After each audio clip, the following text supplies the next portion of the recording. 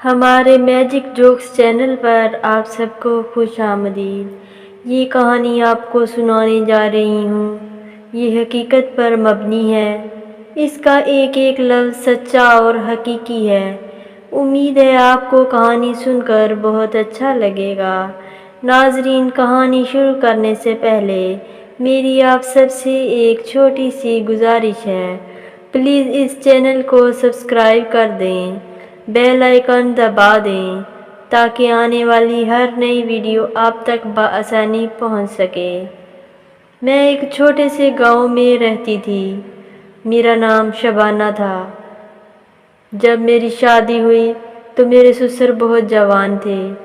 ابھی میری شادی کو 1 ہی سال گزرا تھا کہ میرے شوہر کام کے سلسلے میں دوسرے شہر چلے گئے۔ میں بھی خوبصورت اور جوان لڑکی تھی، گھوڑا رنگ، موٹی آنکھیں اور سمارٹ سا جسم، ہر دیکھنے والے کی آنکھیں کھلی رہ جاتی۔ ناظرین، یہاں آپ کو بتاتی چلوں، میرا شوہر بھی مجھ سے بہت محبت کرتا تھا، میرا بہت خیال رکھتا تھا، روز رات کو فون پر حال حوال پوچھتا۔ ناظرین، آپ کو پتہ تو ہے، جوان لڑکی جب تک سنبھلی رہے تو سنبھلی رہے، لیکن ایک دفعہ کام کروانے کے بعد وہ کیسے سنبھل سکتی ہے؟ میرے ساتھ بھی کچھ ایسا ہی ہو رہا تھا۔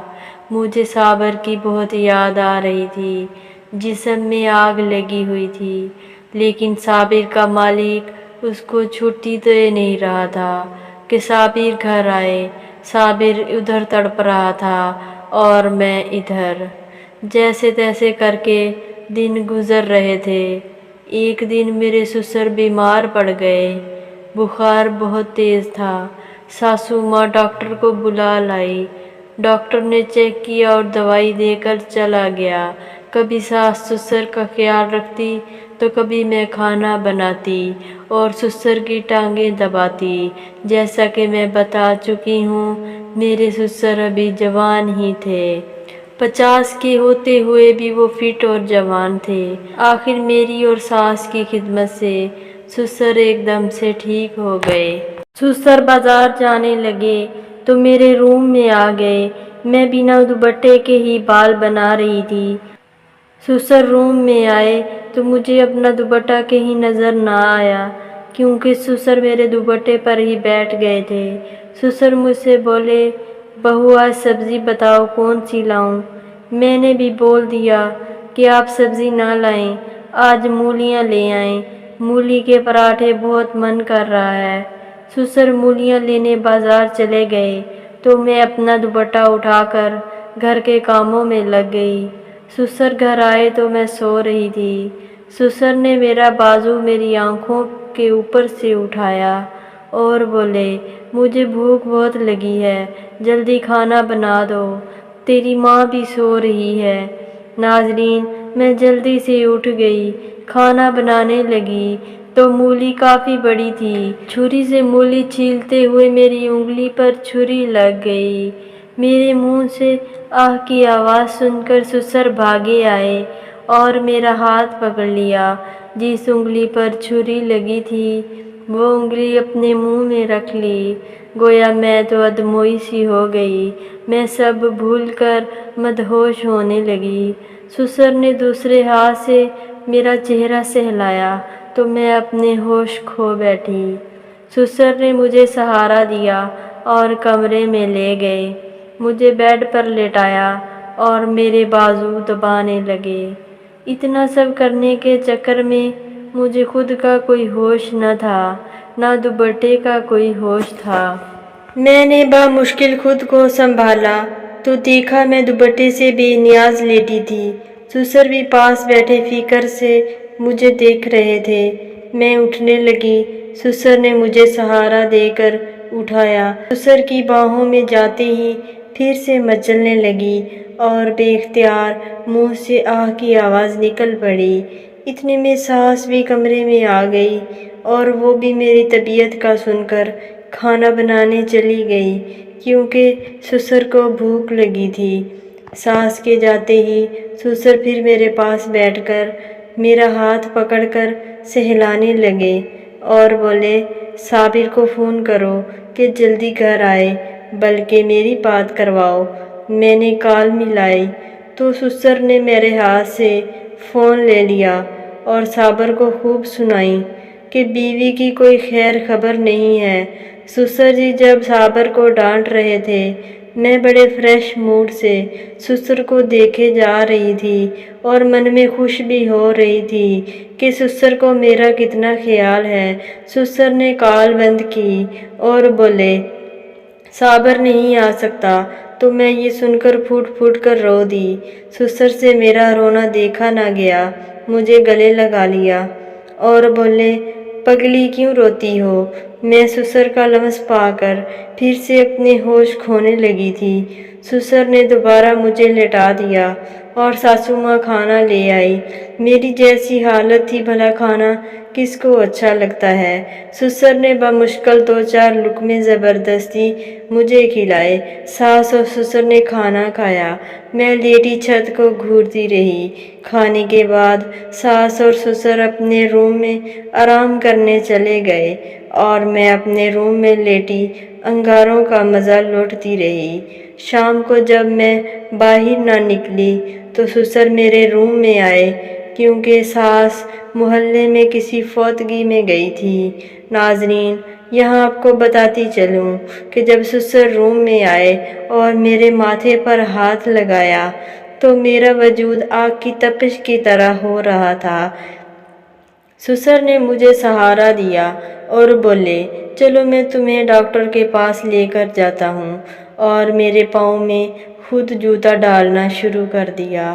میں جو اتنی چاہت سے بے قابو تھی، مزید تڑپ کر رہ گئی۔ سسر نے ہی مجھے دوپٹہ اڑایا۔ پھر ہم ڈاکٹر کے پاس گئے تو ڈاکٹر نے چیک اپ کے بعد ڈرپ لگائی۔ سسر نے گھر واپسی آنے کی بجائے مجھے پارک میں لے گئے۔ ہم کافی دیر تک پارک میں بیٹھے رہے۔ میری طبیعت بھی کافی سنبھل چکی تھی۔ ہم رات کو گھر آئے تو ساسو ماں سو چکی تھی۔ سسر نے ساسو ماں کو جگایا کہ کھانا لے آؤ۔ ساسو ماں کھانا لے کر آئی۔ ہم دونوں نے کھانا کھایا تو سسر نے ساس کو کہا کہ میرے پاؤں دباؤ۔ ساس غصے سے بولی مجھے نیند آ رہی ہے۔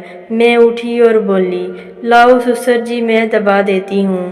آخر سسر نے بھی میرا اتنا خیال رکھا تو تھا۔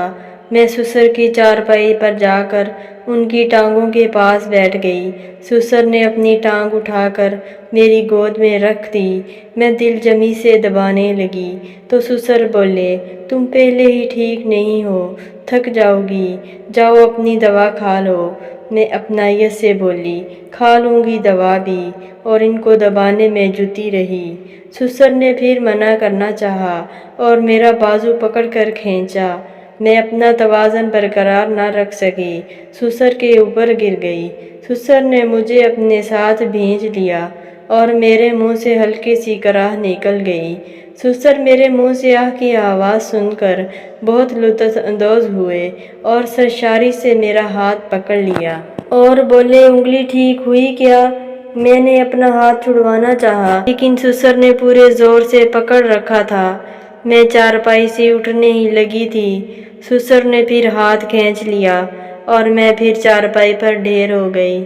تو سسر نے ایک ہاتھ سے میرا ہاتھ پکڑ رکھا تھا، دوسرا ہاتھ سے میرے گرد لپیٹ دیا کہ میں اٹھ نہ سکوں اور مجھے اپنے قریب کرنے لگے۔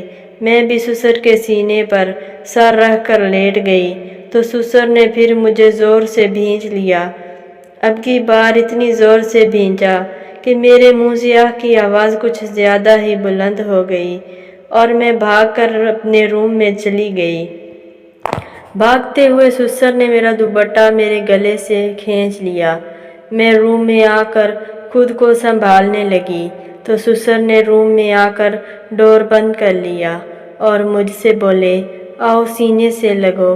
میرے کلیجے کو ٹھنڈا کر میں نے سر گود میں رکھ لیا تو سسر نے مجھے زبردستی لیٹا لیا اور میرے نسوانی حسن کو مسلنے لگے اور میرے کان میں بولے واہ کیا مزے کا فگر ہے تیرا، اور بچوں کی طرح چومنے چاٹنے میں لگے رہے۔ جب صبر نہ ہوا تو بولے، اپنی شرٹ اوپر ہٹاؤ۔ میں بولی کہ نہیں۔ سسر نے شرٹ اوپر کرنا چاہی تو میں نے پھر سیدھی کر دی۔ سسر سے کنٹرول نہیں ہو رہا تھا۔ وہ میری شرٹ کے گلے میں ہاتھ ڈال کر میرے بوبس کو باہر نکالنے لگے۔ آخر وہ اس کوشش میں کامیاب بھی ہو گئے اور میری چھاتی چوسنے لگے۔ 1 گھنٹے تک چوس چوس کر مجھے مزہ دیتے رہے اور میں بھی مزے سے مدہوش اپنی چھاتی کو پکڑ پکڑ کر سسر کے منہ میں دیتی۔ کبھی نپل پر ہاتھ رکھ لیتی تو وہ میرا ہاتھ ہی چوسنے لگتے۔ خیر اس رات ہم دونوں نے صرف رومانس کے مزے لیے اور مزے کرنے کے بعد صحن میں بچھی چارپائیوں پر سو گئے۔ ناظرین، میری کہانی کیسی لگی کمنٹ میں ضرور بتائیں۔